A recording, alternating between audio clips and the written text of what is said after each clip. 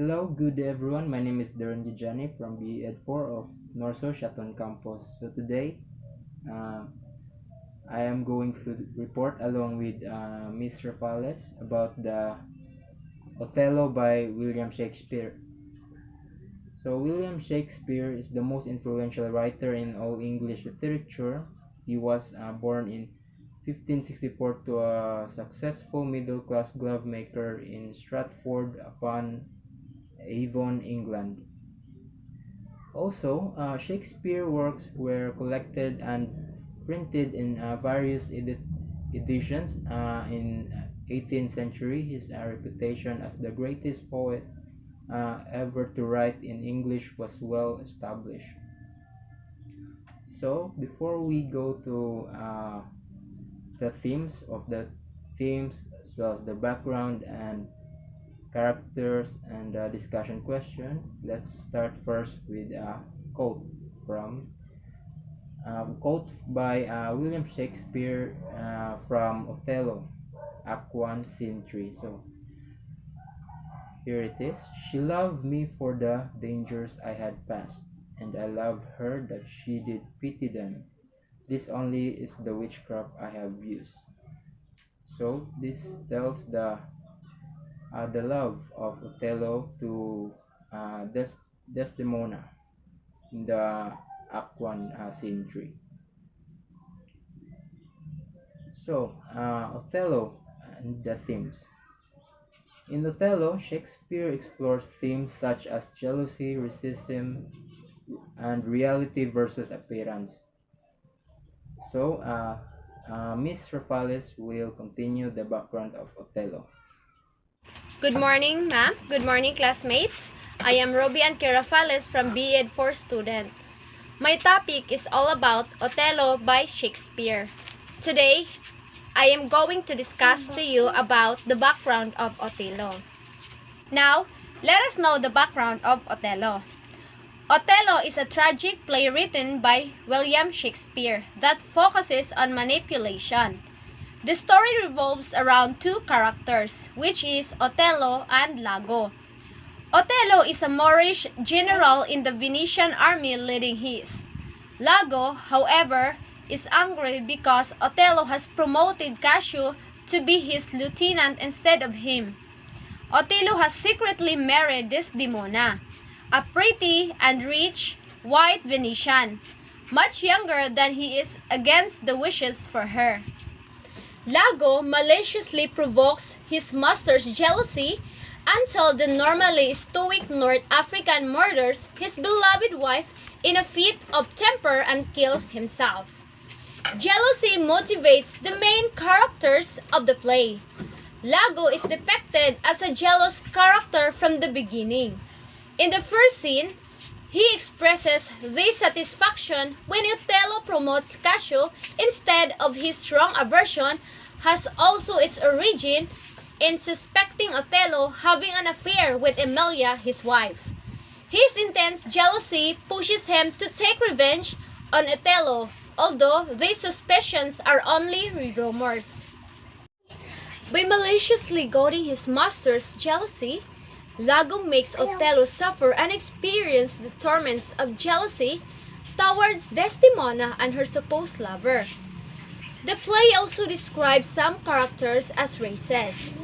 Othello is referred to as a Barbary house, a thick lips, or a lascivious Moor. The racist characters use these words to portray Othello as an animal or beast. Another theme explored in Othello is reality versus appearance. Lago maliciously uses all his wits to manipulate others and make them believe what he wants. He attempts restlessly to mislead others. His intention to use Othello's honesty as a tool to deceive him serves as a warning for the audience to be cautious about appearance. Reality is not what one sees. Hello, I'm back again. So we are now in the characters of Othello. So first character is is Othello. Othello plays the protagonist and hero. a Christian Moor, and general of the armies of Venice. And also, Othello is an eloquent and physically powerful figure, respected by all these around him. So, in spite of his elevated status, he is nevertheless easy prey to insecurities because of his uh, age. And his life as a soldier and his race, he possessed a free and open nature, which his ensign Iago uses to twist his love for his wife Desdemona into a powerful and destructive jealousy. So the next character is Iago.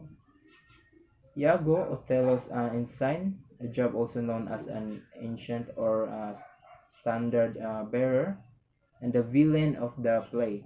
Iago is 28 years old, which is ostensible reason for desiring Othello's demise is that he has been passed over for promotion to lieutenant. Iago's motivation are never very clearly expressed and seem to originate in an obsessive, almost aesthetic delight in manipulation and destruction. Next is Desdemona. So the daughter of the Venetian senator Brabantio. Desdemona and Othello are secretly married before the play begins, while in the many ways stereotypical, pure and meek. Desdemona is also determined and self-possessed. She is equally capable of defending her marriage, justing totally with Iago, and responding with dignity to Othello's incomprehensible jealousy. And next character is Cassio.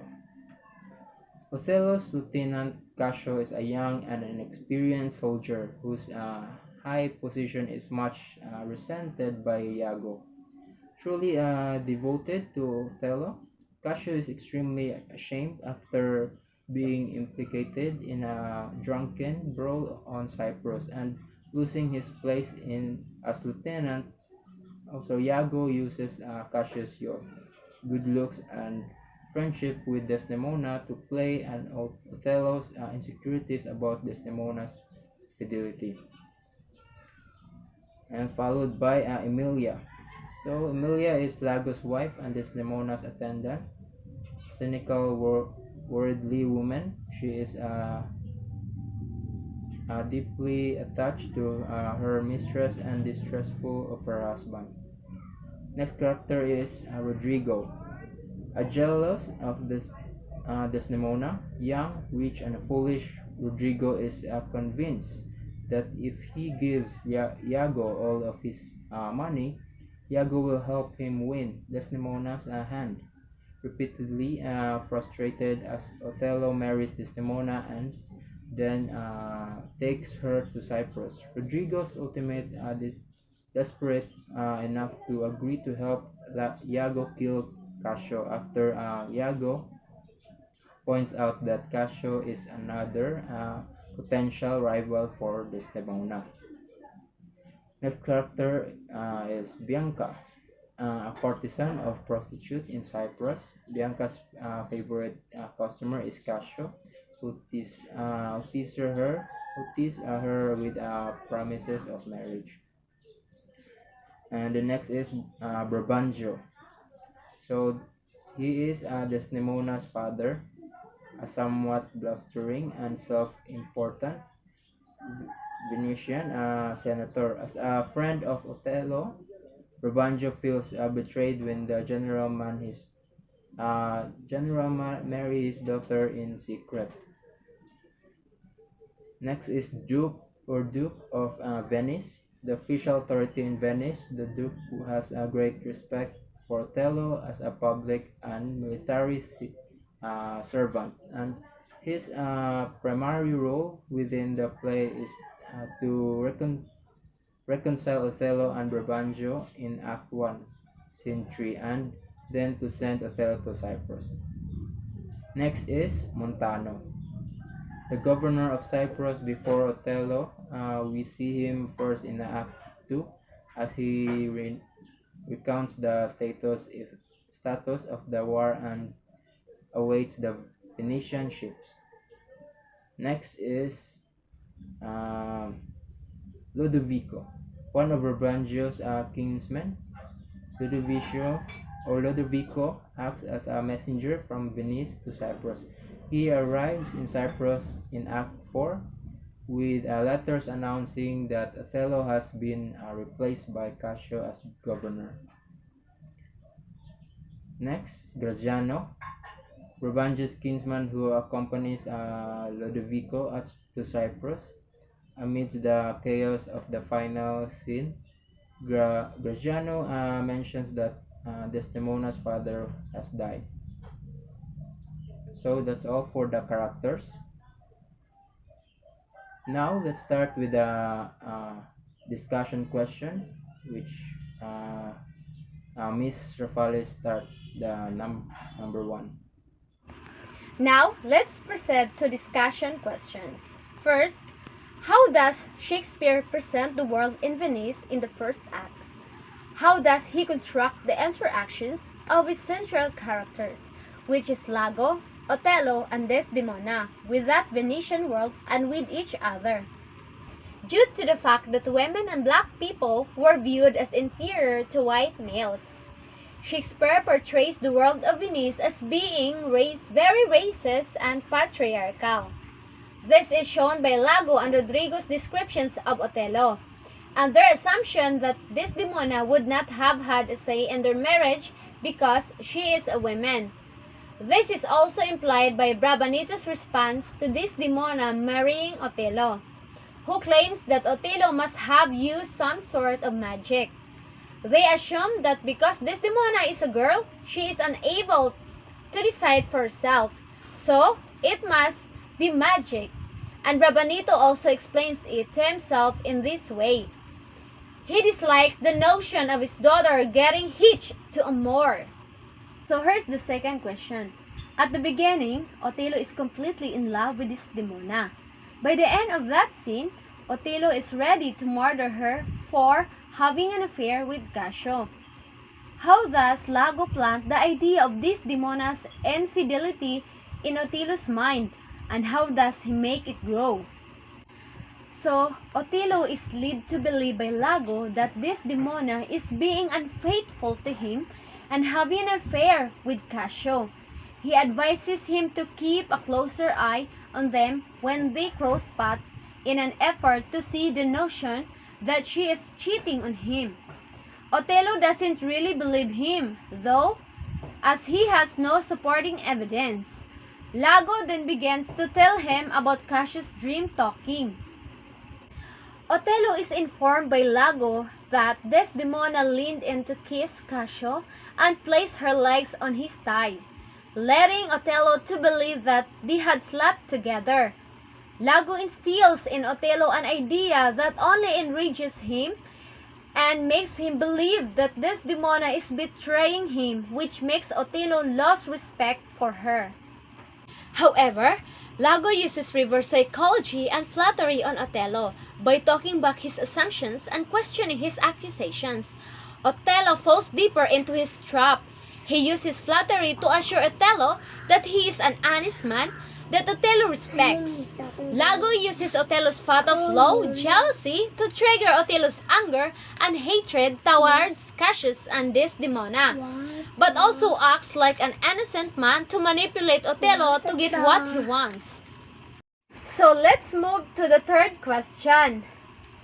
What sort of person is Cassio? What happens to him? And how does Lago planned to use the situation in his plan against Othello? Cassio is the type of man that thinks reputation is important. He is also innocent and friendly, as well as his intentions, which makes Lago's first attempt to ruin him a failure. However, Lago successfully ruins Casio because of his drinking problem. Okay, let's continue the discussion question in number 4. So what more do we learn about the nature of Iago in Act 2? What is the effect of having him share his thoughts and plans with us through his soliloquies or speech? So in Act 2, it is more clear that Iago is cunning and determined to obtain what he wants and will do whatever it takes to acquire it. In comparison to the other characters, Iago is given a deeper insight by the audience thanks to his use of the asides to share his ideas. So Iago is a major factor in Othello's downfall and death. So letting the audience into his thoughts strengthens the tragedy elements. Iago's soliloquies serve as a constant reminder that Othello will die, adding dramatic irony to the work. Iago connects the audience to his character by using the first person personal pronoun, which is I, in nearly every line, which gives the audience the impression that he is speaking directly to them.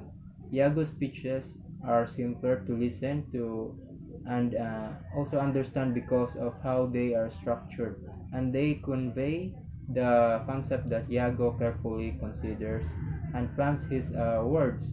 Iago also frequently uses metaphors in his soliloquies to evoke images in the audience thoughts. So next question, number 5. What is the nature of the relationship between Emilia and Desdemona? What especially is the effect in which we get an extended scene between these two women alone? So how effective is Shakespeare in portraying this private world of women? Being a maidservant and a lady, older and younger, sexually experienced and innocent, Emilia and Desdemona are inherently unlike each other. However, the similarities between them are more significant than the differences. They are both wives and women who are alone and lonely in a conflict foreign country. When Desdemona and Emilia turn to one another for comfort and company, they find that they are comparable in terms of intelligence, virtue, loyalty, and kindness. Desdemona and Emilia become closer as the play goes on as a result of their common abuse of experience and growing repulsion to male aggression. In comparison to a connection between an assistant and her mistress, theirs is considerably more like that of two friends. They may rely in and trust one another since they have an almost feminine bond. We discover in Act 4, Scene 3 that Emilia and Desdemona are able to trust and openly express their emotions to one another. Emilia tells Desdemona that she would, in fact, cheat on Iago at this point in the play when they are alone and chatting. Next question. So, number 6. Does Othello justify his killing of Desdemona? What is he doing in his last long speech? He wouldn't have to hurry to kill Desdemona in his efforts were justified. If his efforts were justified, rather. He was responsible for Desdemona's death since he hurried to murder his wife. He took action without verifying Cassius' death or Desdemona's betrayal since he had entire faith in Iago. Othello lacks concrete evidence of Desdemona's betrayal. He bases his suspicion that Desdemona has been unfaithful to him by having an affair to Cassio solely on Iago's instructions and his own imaginative assumption. Othello uses his final speech to tell the audience how he would have liked to see the final scene develop. Othello's final speech effectively seals his fate as a guy who lacks the ability to think critically, who makes terrible character judgments, and who is anxious. This is so because these are his last words and fact, not emotion, is what they discuss. In terms of story and how he accepts partial responsibility for it, he addresses the causes of his failure and decides how he wants his other people to view him in his final statement. Also, Othello expresses his preference for the audience's interpretation of the play rather than the play's actual events, rather. So here is the last question. How does Othello become relevant to the modern age? So many of the topics in Shakespeare's Othello are still relevant to a modern audience in our society, despite the fact that many aspects of people's life have changed. Individuals can still relate to and consider Othello's difficulties to be important. Racism, honor and reputation, trickery and deceit, relationships between men and women, jealousy and justice are some of the major themes and concerns examined. So that's all for our report. Once again, this is Derwin Gadiane and Miss Ruby Ann Rafales. Thank you.